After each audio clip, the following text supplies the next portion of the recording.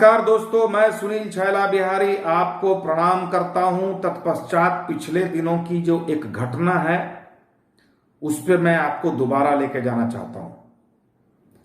सोनू कुमार, जिसने पिछले दिनों मीडिया और सोशल मीडिया पे तहलका मचा दिया, पूरे देश में हर व्यक्ति सोनू कुमार को सर्च कर रहा था, सोनू कुमार के बारे में जानने की कोशिश कर रहा था। मैंने अभी तक सोनू कुमार के बारे में कुछ नहीं बोला, क्योंकि मैं किसी भी मुद्दे पे तुरंत नहीं बोलता हूं, तुरंत अपनी राय नहीं रखता हूं। मैं उसके बारे में बहुत जांच पड़ताल करता हूं, जानने और समझने की कोशिश करता हूं, उसके बाद मैं किसी मुद्दे पर वीडियो बनाता हूं। सोच तो रहा था कि एक वीडियो सोनू कुमार के बारे में बनाऊं, और सोचने के क्रम में उसके बारे में बहुत रिसर्च भी करता हूं, मैं जानने की कोशिश करता हूं। लेकिन जानते समझते आज जो एक वीडियो मैंने देखा सोनू कुमार का, तब मुझे लगा कि नहीं, अब अगर नहीं बोलूंगा तो काफी देर हो जाएगी। इसलिए आज मुझे बोलना पड़ रहा है। मैं बातों की शुरुआत यहां से करूंगा कि एक 11 वर्ष का बच्चा, एक 11 साल के बच्चे ने 17 साल के सुशासन की पोल खोलकर रख दी। एक 11 साल के बच्चे ने हमारे बिहार ही नहीं, पूरे देश के शिक्षा व्यवस्था की पोल खोलकर रख दी। एक 11 साल का लड़का अपने बिहार में जो दारूबंदी है उसकी बखिया उधेड़ कर रख दी।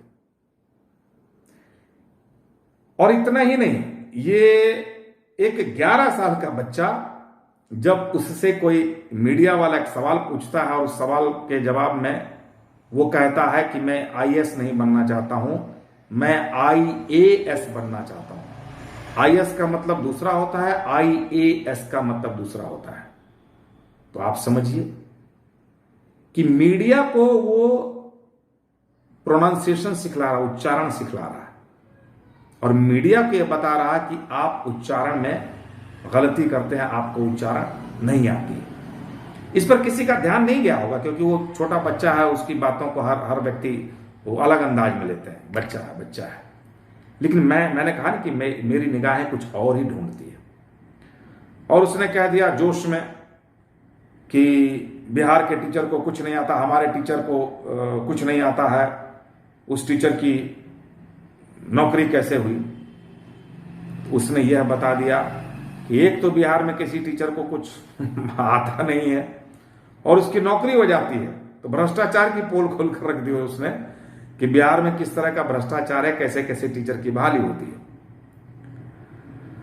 अब ये जितना भी मैटर मैं बोल रहा हूं, सब पे एक एक इंडिविजुअल एपिसोड बन सकता है।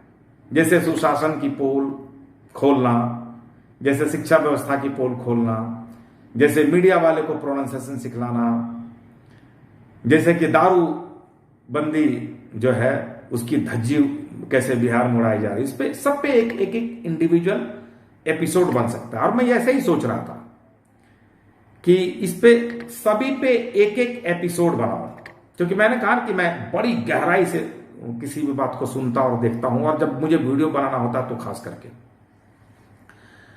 एक दिन वो चिल्ला रहा था, कह रहा था, माननीय मुख्यमंत्री जी, मुझे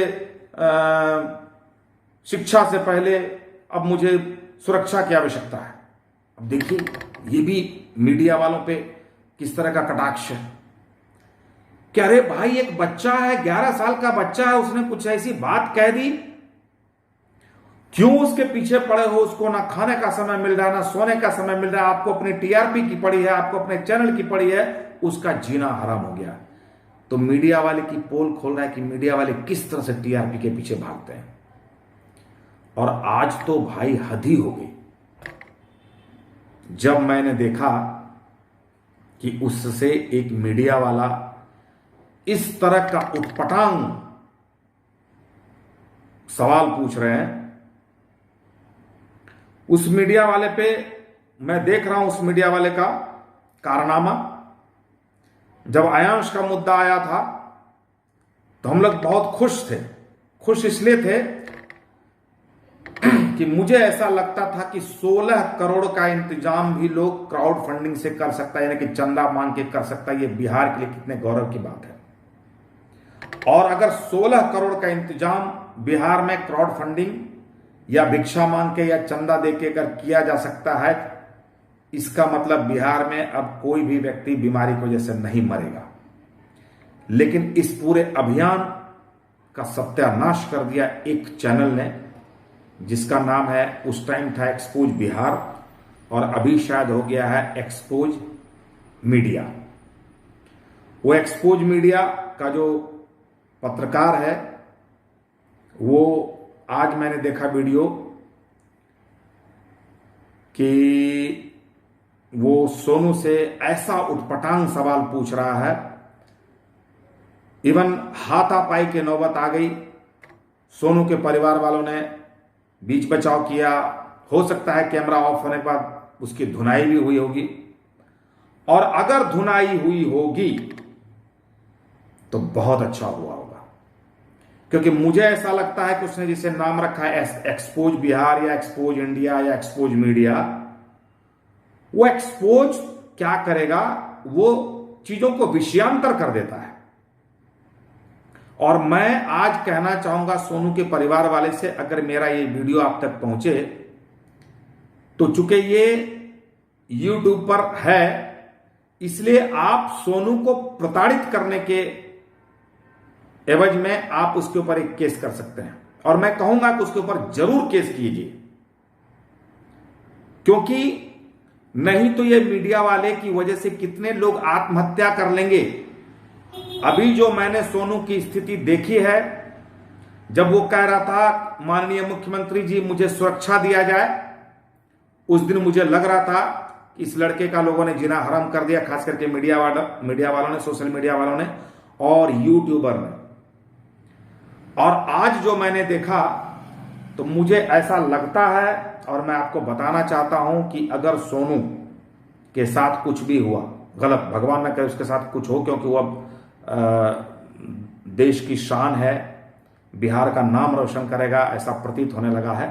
लेकिन अगर उसके साथ कुछ गलत हुआ, मेरा कहने का मतलब है कि वो जिस तरह से फ्रस्ट्रेशन में उसको लोग ला देंगे, अगर फ्रस्ट्रेशन में उसने कुछ कर लिया तो इसका पूरा का पूरा श्रेय ये यूट्यूबर, मीडिया और सोशल मीडिया के लोगों को जाएगा। और एक बात अभी और कह देना चाहता हूं, क्योंकि और अगर इस पर वीडियो बनाने का मौका मिलेगा तो बनाऊंगा, अन्यथा मैं नहीं बनाऊंगा। सबसे पहले मैं मीडिया, सोशल मीडिया और यूट्यूबर को कहना चाहता हूं कि भाई, ये आखिरी बच्चा नहीं है, इसके बाद भी बच्चे आए, इसके अलावा भी कई बच्चों का नाम आ रहा है जो इसी तरह से सनसनी फैला रहा, वायरल हो रहा है। लेकिन आप किसी बच्चे के पीछे इस तरह से मत पड़िए कि उसको आत्महत्या करने पर मजबूर मत कीजिए। मेरा कहने का यह मतलब है, मैं नहीं चाहता हूं कि सोनू के साथ कुछ हो, लेकिन जिस तरह से आप लोग किसी को प्रताड़ित करते हैं ना, तो ऐसा भी हो सकता है कि कोई बच्चा आपके प्रताड़ना की वजह से आत्महत्या कर ले। और अगर आत्महत्या कर लेगा तब क्या होगा? तो आप किसी को इस मुकाम तक मत पहुंचाइए। मैं तमाम यूट्यूबर से, तमाम मीडिया और सोशल मीडिया के मित्रों से कहना चाहता हूं, हमारा भी यूट्यूब चैनल है, लेकिन हम जब भी कोई बात करते हैं अपने अपने बंद कमरे में बैठ के करते हैं। मैं मुंबई में बैठा हूं, सोनू के बारे में पूरी जानकारी ले रहा हूं, सोनू के बारे में वीडियो बना रहा हूं। मुझे नहीं जाना वहां, क्योंकि वहां पर आप लोगों ने इतनी भीड़ लगा दी है, उसका जीना हराम कर दे। मैं उसके बारे में जानकारी लूंगा, और अगर मुझे कभी मौका मिलेगा उसके बारे में एपिसोड बनाने का तो बाद में बनाऊंगा, जब आप लोग उसको छोड़ देंगे। तो अभी मेरा कहना है कि किसी का जीना हराम मत कीजिए। और एक बात और कहना चाहता हूं कि एक चीज की पोल और खुली है।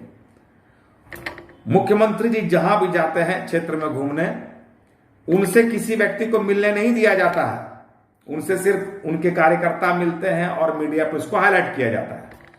अगर मीडिया को वहां पे अगर मीडिया नहीं होता तो ये मैटर इतना हाईलाइट नहीं होता।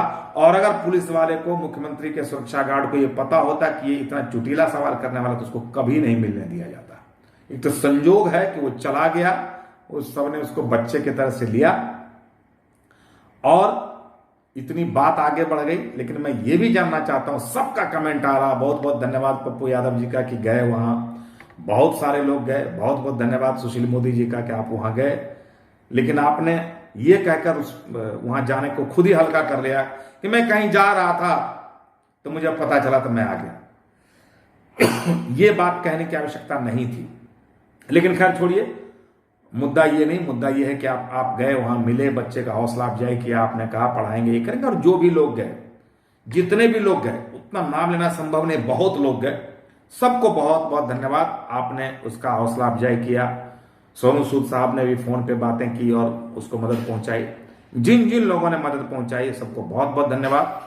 लेकिन उस बच्चे को जीने दिया जाए, उस बच्चे को आगे बढ़ने दिया जाए। और एक चीज और सोचिएगा, आज तो मैं एपिसोड इसलिए बना रहा हूं कि मीडिया वाले इतना परेशान उसको ना करें, सोशल मीडिया वाले इतना परेशान ना करें, यूट्यूबर उसको इतना परेशान ना करें, उसको अपना जीवन जीने दीजिए, बच्चा है वो। और ये कहना चाहूंगा कि जिन जिन लोगों ने उसको मदद पहुंचाई सबको बहुत बहुत धन्यवाद। और इस सॉरी, ये जो वीडियो है इसको वायरल कीजिए, वायरल मतलब शेयर कीजिए, शेयर कीजिए, ताकि ये, मैं चाहता हूं कि सोनू के घर वाले के पास भी पहुंचे और सोनू के परिवार वाले कुछ एक्शन लेना चाहें उस एक्सपोज मीडिया के खिलाफ, तो बहुत अच्छी बात है। और जो भी व्यक्ति जो बिहार में बैठे हैं, मुझे लगता है कि आप सबको तो नहीं, कुछ लोगों को इस पर अमल करना चाहिए, क्योंकि किसी भी बच्चे का जीवन खराब करने का किसी को कोई हक नहीं है। मेरी बातों से कितने लोग इत्तेफाक रखते हैं, आप हमको कमेंट में लिखिएगा। इस वीडियो को शेयर कीजिए, और अगर हमारा फेसबुक पे वीडियो देख रहे हैं तो फेसबुक को लाइक कीजिए, फॉलो कीजिए, और यूट्यूब पर देख रहे हैं तो हमारे चैनल को सब्सक्राइब कीजिए। कमेंट जरूर कीजिएगा, ताकि मैं जिस दिशा में जा रहा हूं वो सही है या गलत है, मुझे इसकी जानकारी मिले। बहुत बहुत धन्यवाद। अगर मुझसे कुछ बात करने के क्रम में कोई गलती हुई होगी तो मैं क्षमा चाहता हूं। मेरी बातों का भाव समझिएगा, शब्दों पे ध्यान मत दीजिएगा। बहुत बहुत धन्यवाद।